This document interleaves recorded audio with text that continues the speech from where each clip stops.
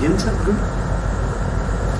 It is said, God created man with due respect to the ladies. No creation will be complete without you. There's just a rib. There's just one rib. Yes. But the feeling is that the biggest achievement of man was that he invented a God for himself. Our biggest invention was that he created a God for himself. Now, you know, we were in Oaxaca, one of the tribal areas in Mexico, and our host took us to a remote area. There was a big shell of a church, and very long actually, like this. And there was dark inside, but we saw several groups of 20, 30 people sitting and singing and drinking and burning incenses, and each one of the group, they had their own god there. So in that hall there must have been 15, 20 different looking gods. So we wanted to know the story. The story was that each one of them, they make their own god in the lighting of their own vision of themselves, how a god should look. And they begin to pray, Sadhguru. And then they also pray for good life and well-being. And when the god doesn't help them, they get very angry. They break his hand. This god is useless. And then after some time, few days later, if he doesn't do anything, they break his other arm. Then they break his leg. And then they break him, throw him away, and make another god. Now, which I thought was very creative. That culture is very much present in India, especially in Bastar. Yeah. They destroy the gods who not perform well. Fire. So what is your vision of God? Is it a concept or a myth or a reality that keeps changing with the ages? Namaskaram to everyone. See, because human beings have no perception of what is the nature of creation or what is the source of creation. The idea of God is something that's come out of this, that we know we did not create all this. Something must have created. Being human, we think somebody must have created. And being human, we think it must be in a human form. But if we make him or her just like us, they look little incompetent, just like us. So we add a couple of more hands or heads to make them little larger than ourselves. But essentially, this is to fill that gap of ignorance about the nature of our existence and the source of our existence. So, there are cultures, for example in India, and now you're talking in Mexico. I don't know how that can happen in a church, because in a church you can't destroy the God. It's not a living church, it's a shell of a church where these tribals have taken over. So, in this culture, as you know, most of you, you have your own Ishtadevata. That means in this garden, if you like this tree, you can start worshipping this tree. In this country, nobody thinks there's anything odd about it. You're talking about this tree? No. Trees that bear fruit. How do you know that I don't bear fruits?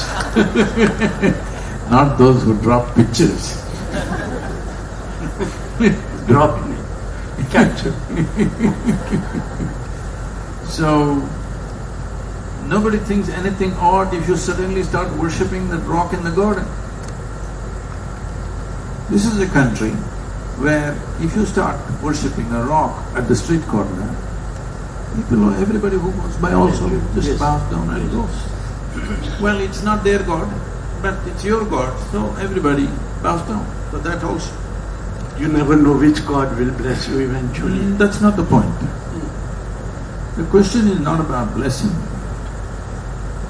Blessing is of a different nature. But when we talk about God, we must understand, first of all, there never was a concept of God in these cultures. It's purely from the Abrahamic cultures where the God appeared.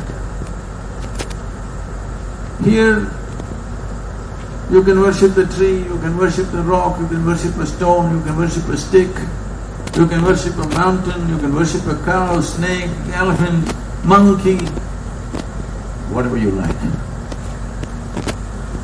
Because the culture evolved from the understanding that there is no piece of creation where there isn't an active participation of that which we call as the source of creation.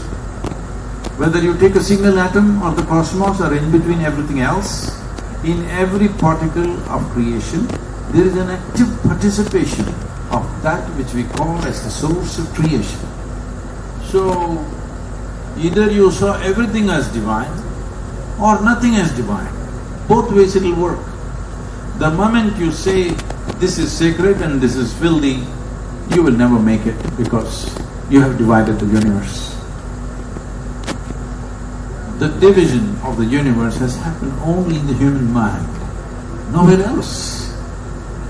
In the existence, nothing can be divided. It's all happening as one massive happening. It's only in the human intellect that it's divided, that something is sacred, something is filthy, something is good, something is bad.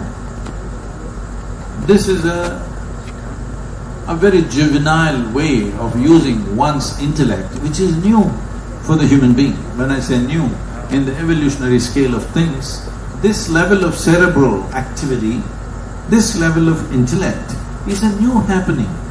Still people have not figured how to use it. They're using it only to divide, they're not using it to penetrate.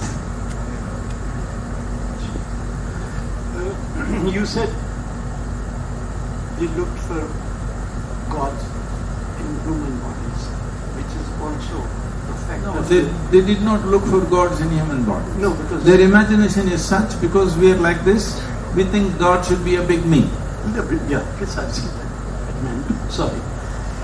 Now, Gautam Buddha, Christ, Guru Nanak, Allah, and even Ram and Krishna came in human body. I'm not sure about Ram and Krishna because they were maybe mythologically What happened to you? But you think Allah came?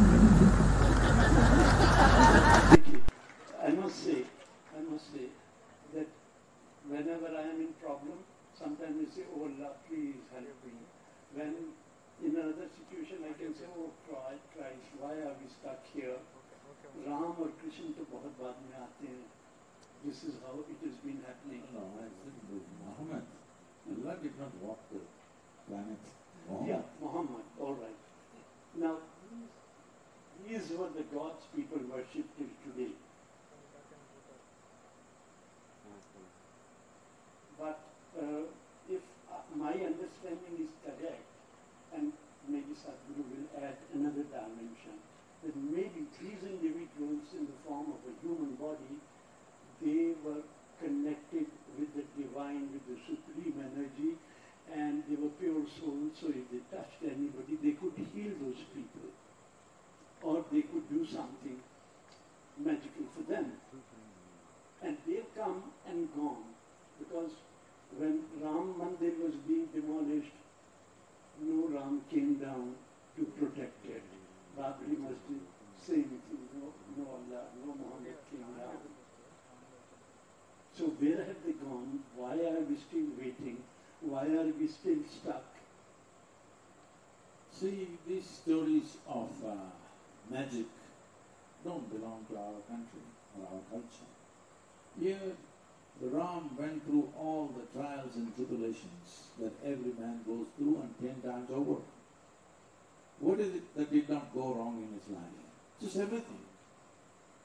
I'm saying the man is born as a king, and rightfully coronated, then due to some whatever jealousy, he loses his kingdom and goes to the jungle with his newly married wife.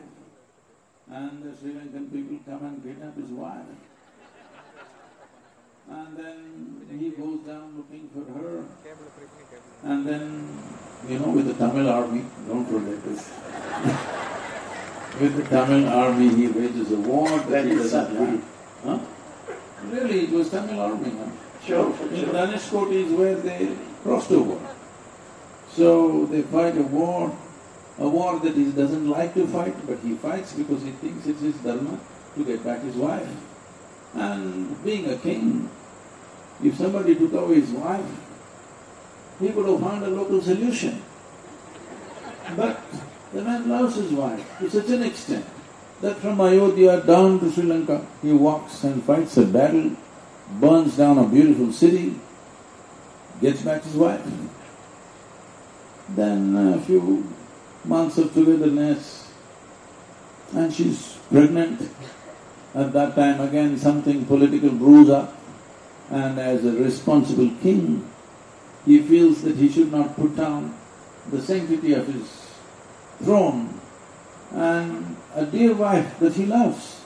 He loves her enough to walk all the way down, wage a battle and get her back, and now she sends her into the forest once again, fully pregnant. And for a king, it's very important to have a heir. When the woman is pregnant, how would he send her away? Not knowing whether it's boys or girls, no sonogram to tell him what the hell is happening. And she goes in the jungle and delivers 2 boys. Unknowingly, he fights a battle with his own children. If there is anything truly horrible you can do in your life, knowingly or unknowingly, you kill your own children. He almost did it. He's a serial disaster. Yes. You better be careful. No. I'm telling you. He's a serial disaster, but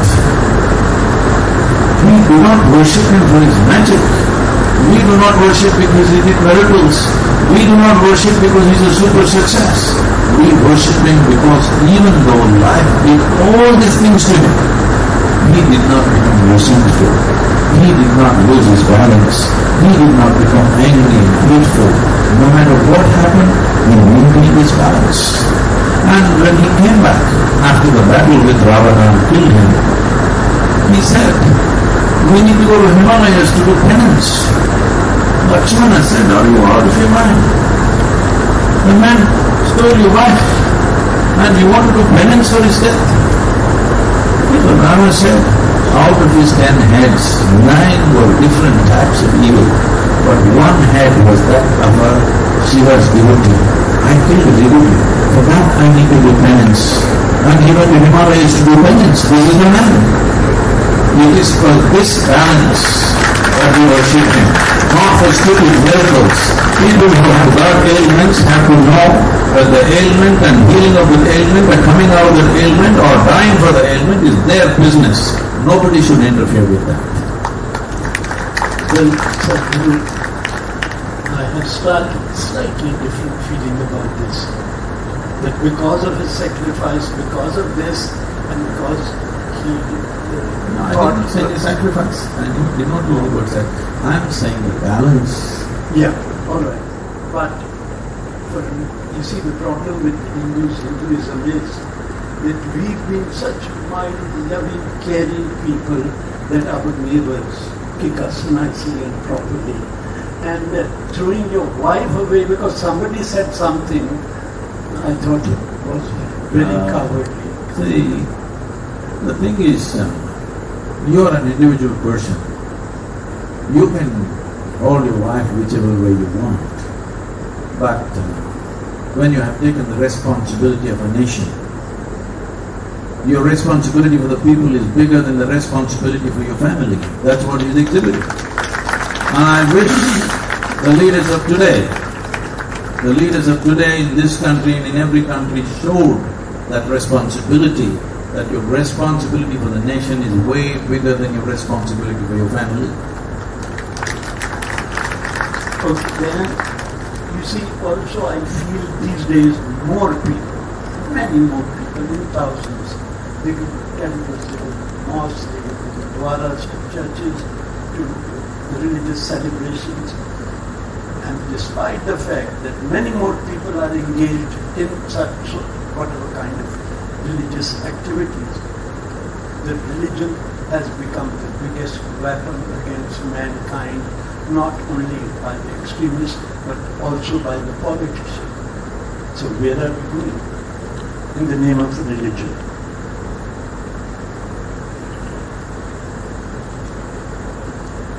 Well, it's not that people are doing politics in the name of religion. Religion is politics. Really? That's yes. really nice. No, let me complete this.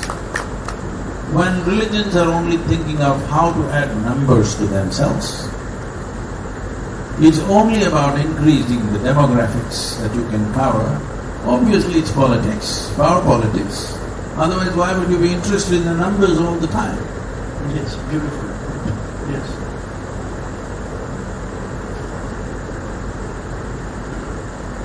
Yeah, being an ancient civilization where Adi Yogi, the Hindus here, Adi Shankaracharya, they never believed Hinduism as such.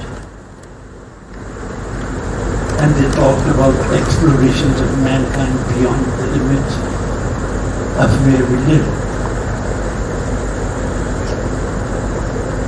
Intolerance in the name of religion is a painful feeling. Don't you think, Sadhguru, we need to rewrite a holy book born out of instinctive revelations suited to the whole mankind? Won't you like to do that?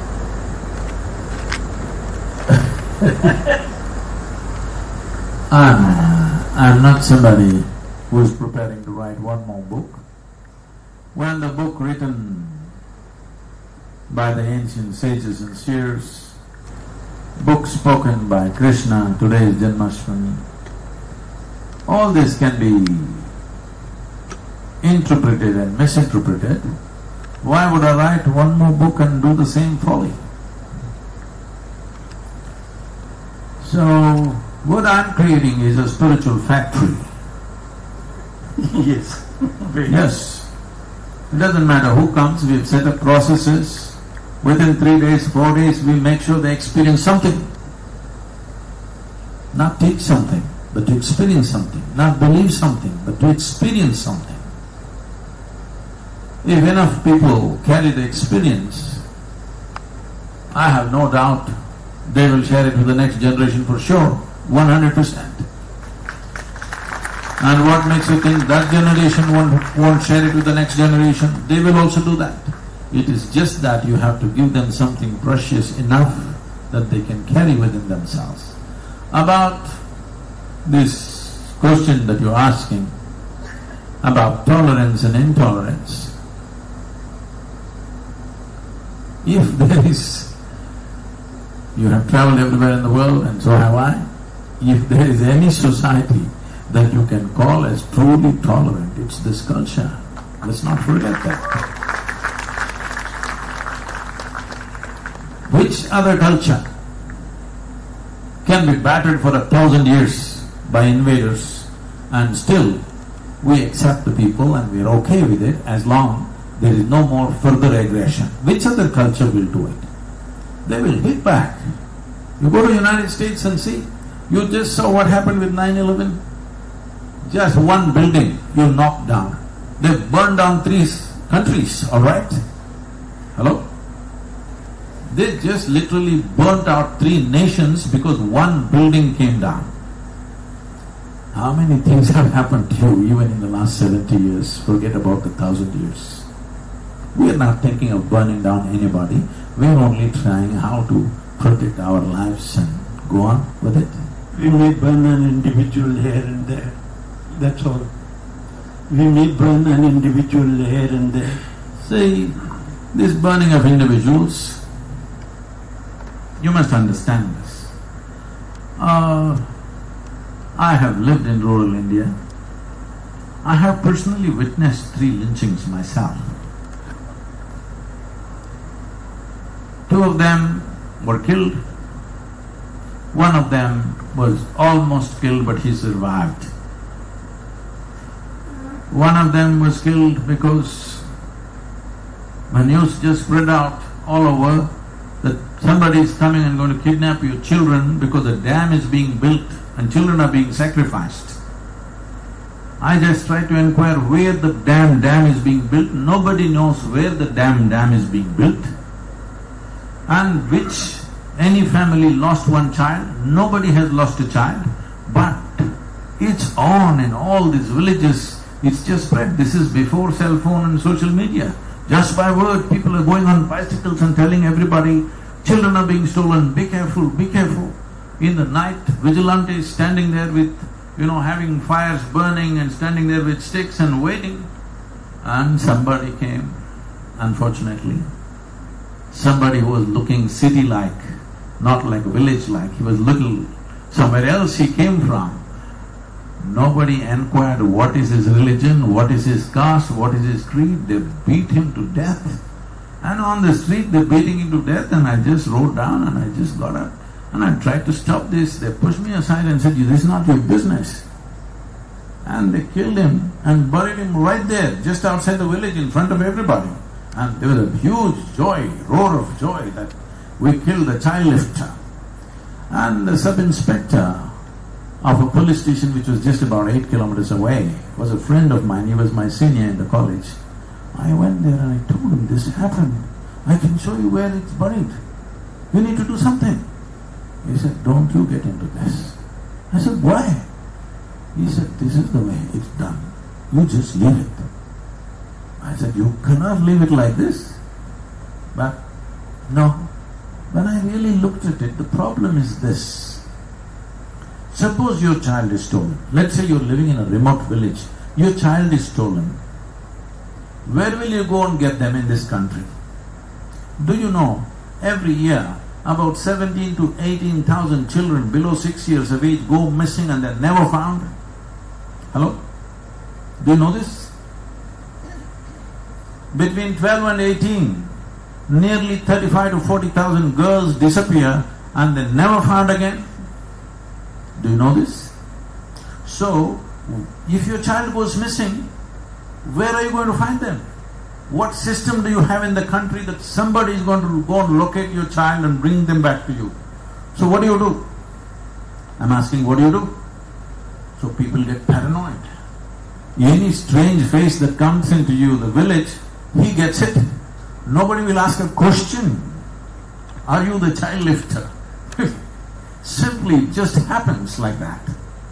So, unfortunately, the reach of law in this country has not touched the full geography of this nation. For 1.3 billion people, how many policemen do you have? How much equipment do you have? Can you really enforce law? Are you capable of this, the system? No. Law will work only for those who are well-to-do and who are living in cities. You can give a complaint, you can push somebody, the local MLA, and get something done. Not in remote villages. Nobody goes there. The police station is 15-20 kilometers away. If you call them, they'll come after 3 days. And you think they're going to search for your child if it's lost. So there is paranoia about these things. These things are being misunderstood. The same goes for cows. When a cow is stolen, people get beaten. It doesn't matter which community they are. It's all being made up like it's against a particular community. I want you to know this every year. Every calendar year, over 100 uniformed men, including BSF soldiers, getting killed because of cow smugglers. They kill them. You think they're giving them slow tranquilizers and giving them a peaceful death? They're being beaten and stoned to death. Please ask the police forces. Over 100 policemen die in this country simply being killed by cattle smugglers. And how are cattle smuggled? It is stolen all over the country and moved towards Bangladesh border. At one time, it was also going to Pakistan border, but that's been tightened considerably now. Largely it is moving towards Bangladesh border. Millions of cows, 3.5 to 4 million cattle cross Bangladeshi border every year. Every cow is worth around 30 to 40,000 rupees, so it's big money, and they will kill anybody who comes in the way. Now when they catch them once in a way, these people also kill. I am not saying this is right. Law has to be enforced means first thing the borders have to be sealed, absolutely. This business has to stop. You must understand, people are thinking that they're killing because it's a Gomata. No. Cattle are property. It's their wealth. If you take away my cattle, I won't have livelihood. You need to understand this. This is all made out in the media as if they're killing because their cow is sacred. That's not the point. No, sir. Cow is money. That is a slogan they use. See, when we say Gaurakshak or protection of cow, you must understand cow is economics. Cow is a wealth. It's like stealing my land. It's the same thing stealing the cow. So this is all being motivated projections of things. Let's not get carried away by this. Unfortunately, in this country, still law is enforced by the mob, this way or that way. This has to stop. Law should be enforced by law enforcement agencies. But do we have the necessary agencies? Do we have the strength of agency to deliver law to every citizen in this country? No, not yet. Hope we get there soon. Yes, you are very right in this. So, Sadhguru, what is creative expression? Where does it come from? Is divinity part of creative explorations? See, people think, I know this is… I'm sorry if I say something wrong. Because I don't think anybody can create anything. Everything that can be created is already created. If we reflect what is being created, it's fantastic. In a photograph, in a painting, in a drawing, or in what we say, words, poetry, essentially we are only capturing a bit of creation. We are not creating anything at any point. Absolutely. So where is the divine now? I thought they're in your pictures. That was you in my pictures, Sadhguru. I know that the divinity that you have. Now lastly I must say one thing. God himself has been so unfair and uncaring if there is God.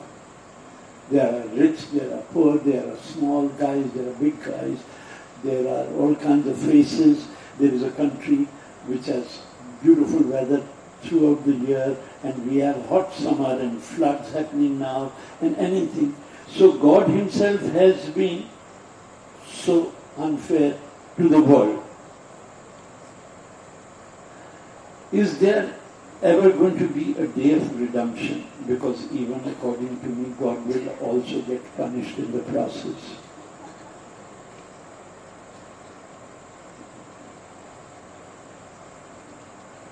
See, these childish ideas that's been spreading in the world by certain people, that God will reward you, God will punish you, God will make you, take you to heaven, or God will throw you in hell. These are childish nonsense. Because… But Sadhguru, more than 80% of the world believes in these stories. What to do? Well, see, a majority can win an election. A majority has not become enlightened or become wise either, unfortunately. So, numbers matter only for political power. Numbers do not matter for wisdom. Numbers does not matter for clarity. Numbers does not matter for enlightenment. Numbers matter only for politics. So majority they have joined. As I said, it is not that people are playing politics with religion. Largely religion is politics, it's about numbers. Anybody who goes about desperately trying to add numbers to their religion is obviously political. There's no question about it. Desmond Tutu put this very well. He said, the missionaries came to Africa and they had a holy book in their hand. They gave it to us and asked us to close our eyes and pray. We did not know anything holy, we just knew land. We had land and we just knew land. But they had a holy book. They gave the holy book to us and asked us to pray. We closed our eyes and prayed. When we opened our eyes, we had the holy book, they had the land. Very good. Yes. So lastly, on a personal note, can I was married once, I've been married again. At this point of time, 75, 76, as sometimes you refer to me as old man, which is not fair, but nevertheless you are Sadhguru, so it's okay. No, the very fact you're trying to cover it. No, not at all. No, you see, so coming back to my question, that I'm married for the second time and we've been together for over 30 years. And the other day I was telling my wife that I think, my mission on this planet is still incomplete. And I think I'm coming back. And she said very quickly, but I'm not coming back. Now, she is wise. But I'm talking about the spirit. Wisdom doesn't take you beyond these levels of dealing with each other, But the fact is that third time I could be looking for another wife, This is my problem, so I want an answer. I don't think we'll have any problem.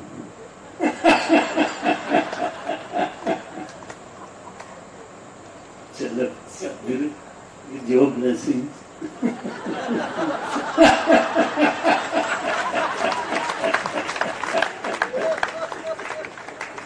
Wonderful, thank you so much. I was just being a little naughty with you.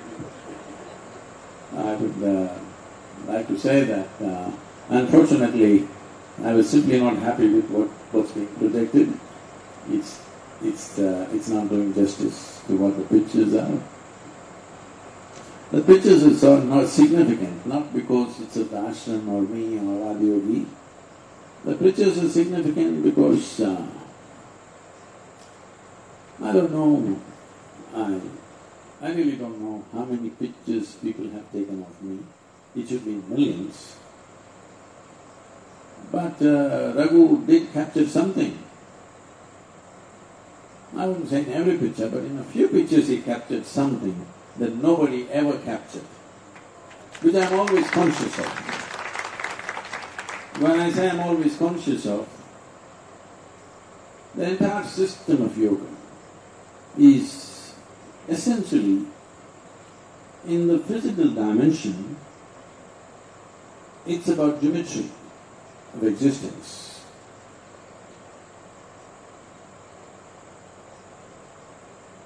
One way of looking at the yogic process is, it's about making your personal geometry in such a way that it aligns and reflects the cosmic geometry.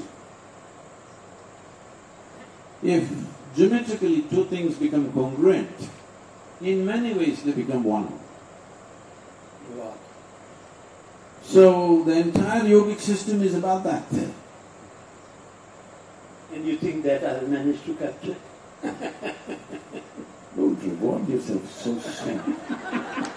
You're taking too long, I'm restless soul.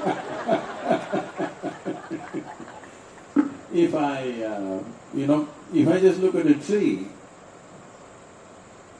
right from my childhood it's like this for me. First thing that registers for me is the entire geometry of the tree. I don't see the colors, I don't see the shades, The first thing I see is the geometric way it's standing. So my draw for any form is because of its geometry, not necessarily because of its color and other aspects of, I would say, surface beauty. The real beauty of anything is in its geometry. Physical form, the beauty is in its geometry. So, we can wait, right? So, when people picture you, or when people see you, people would like to see you or capture you, or even if they've captured other things, the things that they reject are the most valuable pictures. Because they will look for a picture which is nice, proper, smiling, facing, a certain way. But there are other aspects which are not like consciously done, but this is the nature of a yogi, that he becomes geometrically conscious. When I say conscious, not self-conscious about how I stand and how I sit, it's not about that. It is just that you ingrain it into your system that your body naturally settles down in a certain way. In a way, if you want to understand this, you must see how animals sit, not the domestic animals, the wild animals, how they sit. Let's say a snake, how it settles down for different purposes, geometrically in a very economical way, minimum moment, maximum impact. Always they know how to arrange themselves. It's only human beings who go into all kinds of geometric disorder.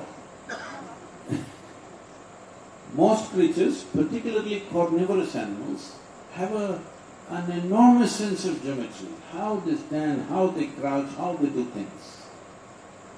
A yogi is like that. He sits, stands and breathes in a certain way so that, because even a slight off means you're losing out something. If you're geometrically reasonably perfect or nearly perfect, you will see you will function with least amount of friction. This is so with any machine. A machine is working very efficiently means what? It's geometrically well aligned. If it's geometrically disaligned, friction will happen. So similarly within a human being, how you sit, stand, breathe, move, this will determine how much energy you expend doing simple activity of life. Those who are geometrically discordant, they will run out of their energies very quickly.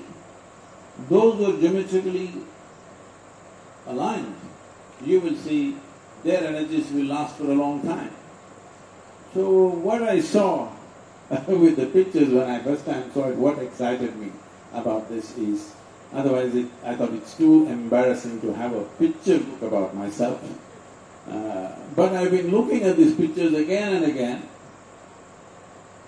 which is not like me. I don't look at my own photographs, nor do I like to listen to my own talks. I've been looking at these particular pictures again and again simply because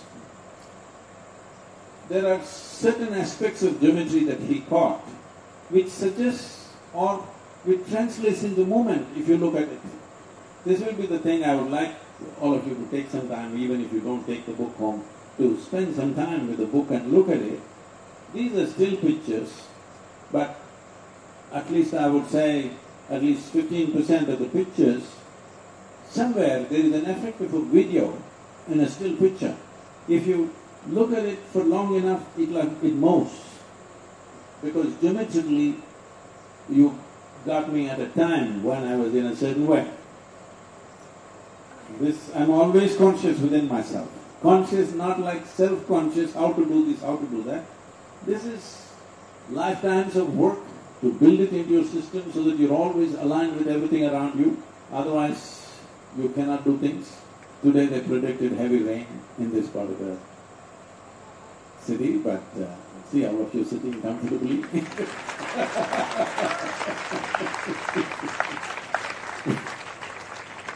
Because the nature of existence, physical existence, is rooted in its geometry.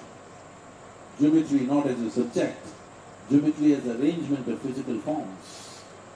So somewhere I felt there is a certain geometric beauty to some of the pictures. At least 15% of the pictures have captured that moment in such a way, it's not a moment, it's a movement of things. That's what excited me when I saw his first images.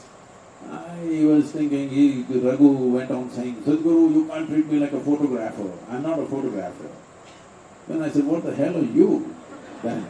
You got a camera, so you're a photographer. He said, no, I'm not a photographer. Then as I looked at a few pictures, then I said, okay. And something that I never did till now, I never allowed any photographer to enter my home and shoot pictures. He's the first photographer who entered the house and shot pictures.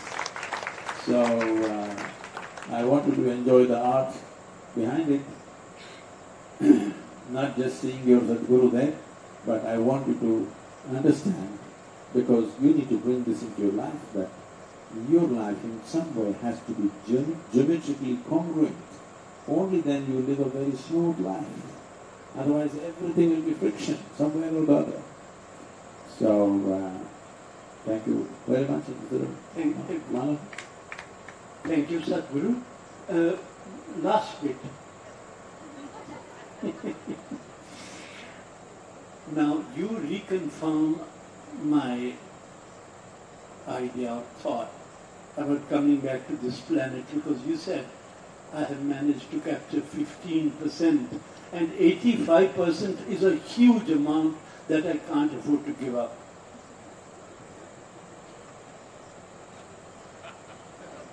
You want to come back, that's what you're saying. Is there anybody who is willing for the third shot at him?